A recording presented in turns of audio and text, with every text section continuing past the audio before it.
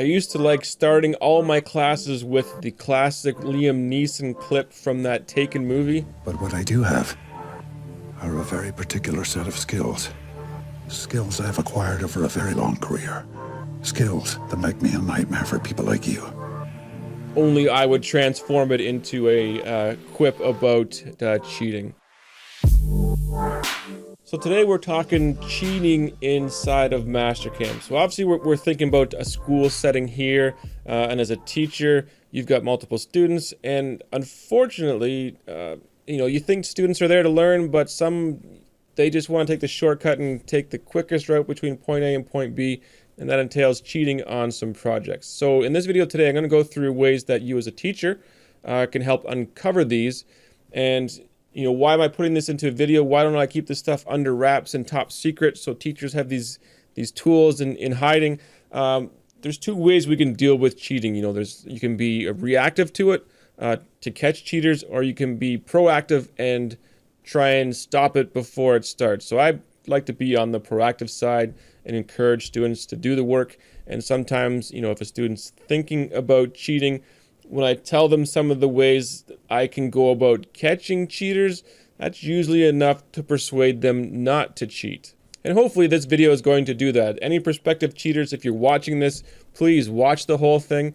It's not just a bunch of smoke and mirrors as far as the tricks that we've got here to catch suspect files. So just watch it, be in fear, knowing that teachers everywhere are about to know this little bit of information. Okay, so to set this up, we'll play through a little example here. We'll assume we've got this project, little sample project here, nice simple part.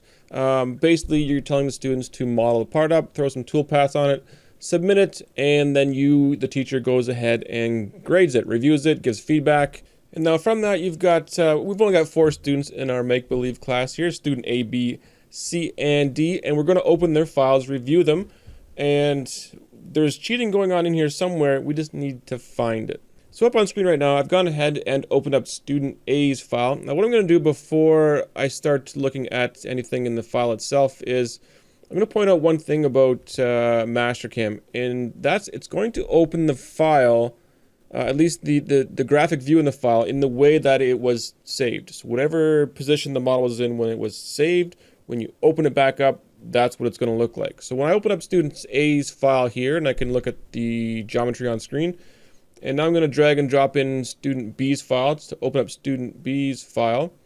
Notice things look very similar. I'll open up student C. Notice the view is different, and I'll open up student D. Again, something very different. So maybe a first hint is just 2 files that are saved in the exact same view might be needing a little extra attention to them as far as magnifying glass, seeing if anything fishy has gone on. And so if it's something like a standard view like this one, this is a top view that's been fit, maybe not so unlikely that multiple students would have the same view saved. But if I got multiple documents that were saved with this view right here, I may start digging a little more into those files right away. Okay, so let's go back to the original file, student A. So at first glance, everything looks fine. This is the first project I'm looking at, so I've got no reason to assume this has been copied from another student. So my process here when I'm grading projects is I bring in my correct geometry and overlay it. And here I've merged in my correct geometry, and this shows me in red where there's a mistake in geometry. And right away I can see there's a mistake in this top right-hand hole. So it looks like the student's geometry is a little bit more to the positive side in the X, and it looks like the hole is maybe even a little bit undersized. I could do some more examining there, but this top right-hand hole is out of position by just a little bit. Okay, so I would go ahead, I would grade this part, give some feedback about the geometry's location, review the toolpath, which we'll get to a little bit later, and then I come in and I open up student B's project. It's not a test. And again, I bring in my marking geometry. And this is the ones that were saved with that similar view. And in this guy, I see a similar problem in that top right-hand hole. This is going to raise some more red flags for me in that there's a mistake in the exact same location. And what I would do now is I would obviously dig into that location of that incorrect hole, make note of it, compare it to the other file. And obviously if students have the same correct geometry, it's not likely they're cheating. If they have the correct, or if they have the same incorrect geometry, something fishy might be going on. But even with, you know, a piece of geometry made incorrectly on multiple students' files is not proof that they were copied. It's possible two students have typed in a radius instead of a radius as a diameter instead of the diameter. So, you know, that could be a common mistake. But is there a way that we can tell for sure if student B copied off of student A? And the answer is yes, there is a way we can do that. Now for this, we're going to be using a function in Mastercam that is not in your default toolbars. So no matter where you look in your toolbars, you're not going to find this. So you're going to need to do this little addition in order to access this function. So I've already got mine snapped up in here, but looking at my quick access toolbar, I've got a button added here at the end. It's called Analyze Database. This you need to add in. So to do this, what you're going to do is any white space, you're going to right click and you're going to customize the quick access toolbar. And from here, what you want to make sure is that your choose commands from is set to commands not in the ribbon. And we'll scroll down a little bit and we are looking for Analyze Database. So we don't have to scroll, it's right there at the top.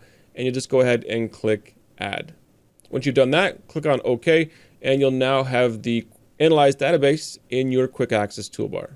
Now what does this do? When you click on it, it's going to ask you for an entity. So I'm going to go ahead and click on that suspect circle over in the top right. This guy right here. So my geometry is the red, that's the good geometry. The incorrect is the black, and that is the student's geometry. So when I do this now, the database properties, I've got this piece of information right here, which is extremely useful. So that piece of geometry was created at 14:04:26. So basically 2:04 p.m. on Friday, January the 14th. Okay, so 2:04. Let me bring back student A's project. So here you are back at student A's project. I don't have the overlaid geometry in there because I'm not going to re-merge it in. I already know what I'm after. I'm going to click on this Analyze Database again. Click on that top right-hand hole. And notice the timestamp. 14:04:26 on Friday, January 14th. So amazingly, these two students have created the same incorrect geometry at exactly the same time. The odds of that occurring are pretty small. So at this point, I would say you could be pretty confident in approaching these two students and saying, I think something's happened here. Something's a little fishy. This function can be used on multiple features. The thing to keep in mind is that you might see, so this line here was made at 13:02:50. This bottom line here, notice it's made at exactly the same time. You might be thinking, how does someone make a line or two lines at exactly the same time? So keep in mind with stuff like that, if you're making rectangles or octagons or triangles or whatever, those will come through as a single timestamp for all of the geometry associated with it. So don't get thrown off by that. But what you're looking for between different files is entities that have obviously the same timestamp. So maybe students catch on to that and they think, okay, we'll redraw a few lines, okay? We'll do the couple lines here and we'll take our chances with the rest of the project and hope that the teacher doesn't check every single piece of geometry, which I would not expect anyone to do that. Is there another way that you could do something similar to this database check without having to click on each individual piece of geometry? And again, I'm bringing this up because yes, there is another way we can check an entire file quickly for these timestamps. Now, before I do this, I'm going to make a change in Mastercam just because I want to be able to use a specific text editor for this. So I'm going to go over to my Start Exit screen and I'm going to change my editor from the Mastercam and I'm going to switch this over to Notepad++. Okay, so this Notepad++ has a compare function built into it. which I find just works easier than having to link something in the default editor. So I'm going to hit OK.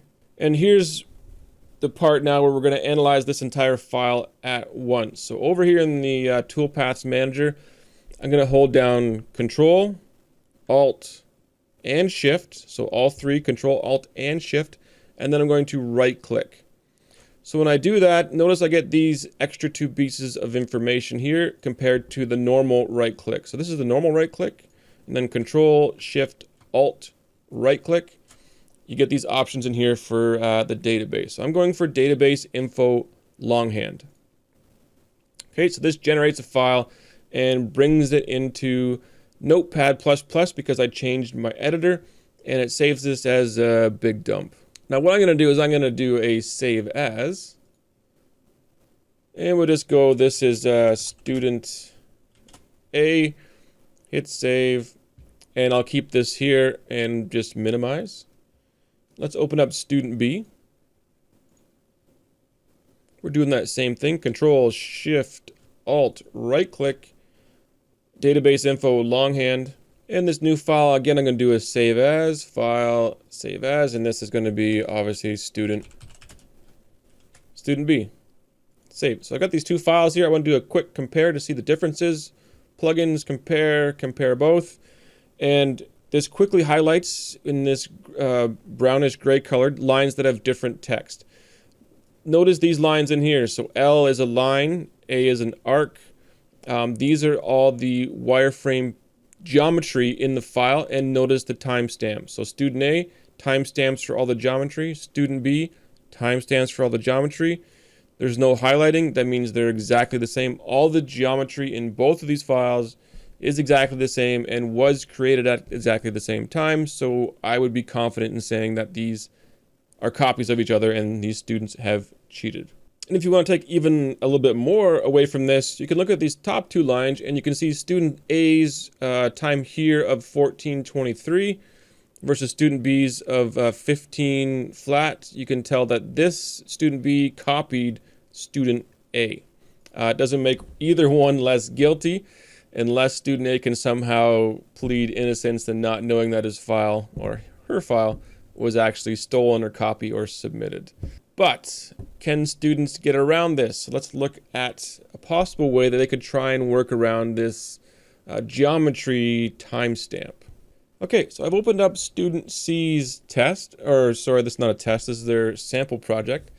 And I know student C is real good buds with students A and B, and if those 2 are cheating, I'm going to suspect this guy might be in on it too. So let's start digging into this file. So let's hop into this analyze database 1425. So right away, these geometry stamps are different. So when I click on this hole, 1425. When I click on this hole, 1425. When I click on the bottom line, 1425. When I click on the middle pocket, 1420. All of the geometry was made at exactly the same time. So that to me is strange. Again, not impossible, but a student making their geometry, they're going to draw a line, then a line, then a line, and then a circle, etc. They should all have some different timestamps to it. So let's go ahead and do the Control, Shift, Alt, right-click, longhand info on this page, and we'll do a save as. This is our student C. Let's go ahead and save. And let's do a compare to student A. So this time we're seeing differences in all the geometry. Again, we've got the odd thing of all the student C's geometry being created at exactly the same time. But if we scroll down some more, we've got too much in common here with the control definition information being created at exactly the same time. So what this tells me is that the machine definition was loaded into the files at exactly the same time. Is it possible? I guess. Is it likely? Very unlikely 2 students are going to click that button at exactly the same second and have things come through. And especially if a student has no timestamps on geometry, I would be even more suspect. So how does a student go about getting no timestamps on their geometry? Well, it's easier than you think. So to show this, I'll just go a quick little couple pieces of geometry here. So there's 1, there's 2, and 3. Okay, so we'll just analyze these. Notice I've got 1149, 1153, 1155. Okay, so if I select all these, translate, bring these over 4 inches as a move, and I'll do the exact same thing again, end selection, and then move them back 4 inches, again as a move. So I've put them back exactly where they were to begin with. And if I do an analyze database now, 1223, 1223, 1223. So what a student can do is they can take a geometry, move it back, and it kind of erases the original timestamp, but it puts everything as one timestamp. So they've gotten around that, but it's raising a red flag when you see something like that in a part file anyways. If you're suspect of a file and you're seeing that, obviously that raises a flag. So let's go ahead and open up student D's file here real quick. So here's student D. Again, maybe this guy is an acquaintance of students A, B, C, and D, or A, B, and C. Students A, B, and C, and you're not sure he would be cheating, but just to be sure, you're going to do the database check here anyways. And we'll compare him to the original cheater A. Let's do plugin, compare. And notice here, the only similarities we're getting now, or things that aren't marked up, are the headers, basically. Everything else here is different. We've even got an associated, or a new couple lines put in here for the holder and the, I'm not sure what MTMGR is, but this one, fairly confident. All the times are different. Geometry creation, even though this has been, no, they're all different as well. So student D, you're in the clear, your file looks good. No cheating going on there. So we've got 3 students we got to talk to, and one that's looks to be okay. Now, another option you have as a teacher that you can have your students do, this was brought forth as an option from Clint Smith. Thanks, Clint, for the great tip here. And that's when you go to make your toolpaths. So default behavior in Mastercam now, if we go ahead and just make a little rectangle over here, throw up a machine group. If we were to just start toolpathing right now, I haven't done anything other than make geometry, load my machine in. If I go ahead and start making a toolpath, in the background, Mastercam has gone ahead and look over here, it's named my G-code program t.nc. T is just the default Mastercam file name because I've not saved this file yet. So let me just cancel that out. And let's say I did a save here, and say I saved my file as I'm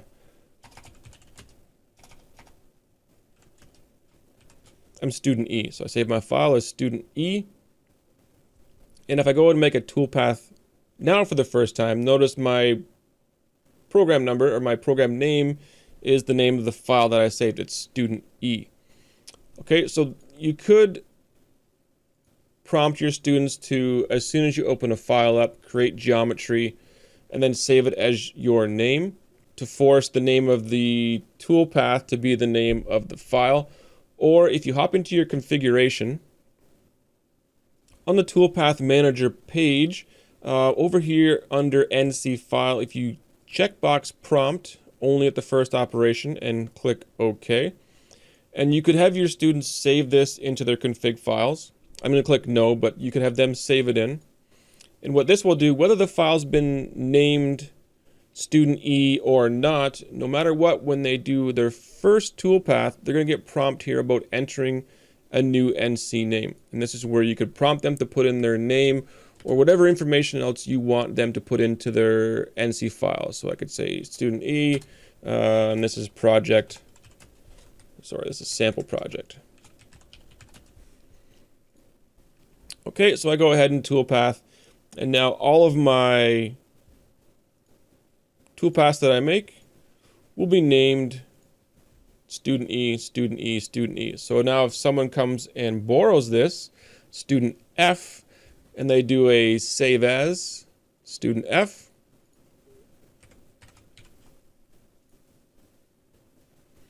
number one, yes, we'll catch them on the geometry. Number two, This is a very easy catch right here. Student F has submitted a file in which student E has a name in the toolpath group. It's another nice, easy option there for catching would-be cheaters. So teachers, hopefully that gives you a few areas that you can dive into to try and catch or persuade the cheaters not to cheat. And students, hopefully this shows you that there's a lot of ways that you could get caught, and that cheating is it's just not going to be worth it. In the long run, hey, do the work. You're going to learn something. Your future self will probably thank you for doing the projects.